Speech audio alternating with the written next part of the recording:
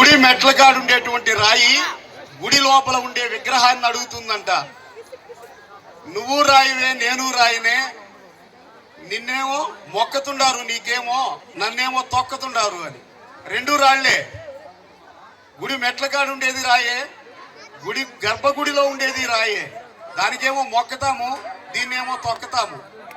దీనికి పదే పదే అనుమానం వచ్చి దాన్ని అడిగింది.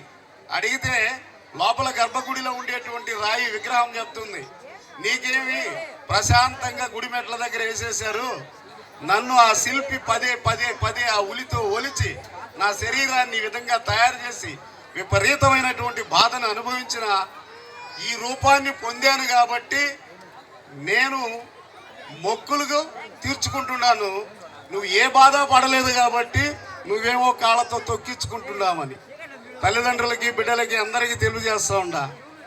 మీరు ఆ శిల్పి చేత చెక్కబడినటువంటి ఒక మంచి విగ్రహంగా తయారవుతారో లేదా గుడి మెట్ల మీద ఉండేటువంటి రాయి అవుతారో అది మీరే ఆలోచించుకోవాలి. తల్లిదండ్రులు పిల్లల పట్ల ప్రేమ చూపండి, వాళ్ళని ఇంకొకరితో పోల్చొద్దు. అదేవిధంగా నువ్వు దేనికి పనికిరావని టీచర్స్ కానీ తల్లిదండ్రులు కానీ ఎవరిని అనద్దు. ఈ భూమి మీద పనికిరాని వస్తువు కానీ పనికిరాని వ్యక్తి కానీ లేడు. సచిన్ టెండూల్కర్ ఏం చదివాడు? మా అంటే 10th క్లాస్. ఈరోజు ప్రపంచంలో తెలియని వ్యక్తి. స్పోర్ట్స్ మీద కూడా తల్లిదండ్రులు దృష్టి పెట్టాలి.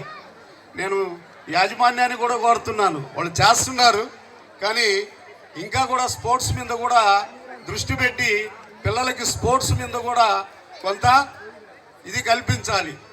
ఖచ్చితంగా ఆ విధంగా చేస్తారని, అదేవిధంగా దయచేసి పిల్లల్ని తక్కువ అంచనా వేయద్దు, ఎవరితోనూ పోల్చొద్దు. మీరు ఆ రమ్య చూడు 100కి 110 మార్కులు తెచ్చుకునింది, ఆ రాజేష్ చూడు 600కి 650 తెచ్చుకున్నాడు, నువ్వెందుకు అంటే వాడు తిరిగి ఒక మాట అడుగుతాడు. ఏమని అడుగుతాడు? అలా చంద్రబాబు నాయుడు చూడు ముఖ్యమంత్రి అయినాడు, అలా నరేంద్ర మోడీ చూడు ప్రధానమంత్రి అయ్యాడు, అలా పవన్ కళ్యాణ్ చూడు ఉప ముఖ్యమంత్రి అయ్యాడు, నువ్వేమైనావు డాడీ అంటాడు. అవునా? కాబట్టి పోల్చొద్దు, చక్కగా వాళ్ళతో మాట్లాడండి, వాళ్ళ అభిప్రాయాలు తెలుసుకోండి. అలా పాటిస్తారని అలా చేస్తారని పిల్లలు కూడా మొక్కవని ధైర్యంతో ఆత్మవిశ్వాసంతో మీరు ఏది సాధించాలనుకుంటున్నారో ఆ గోల్ సాధించే దిశలో మీరు ప్రయాణం చేయాలని కోరుకుంటూ ఈ అవకాశం ఇచ్చిన పెద్దలందరికీ కూడా ధన్యవాదాలు, ఈ యాజమాన్యానికి ధన్యవాదాలు తెలియజేసుకుంటూ సెలవు. Thank you very much.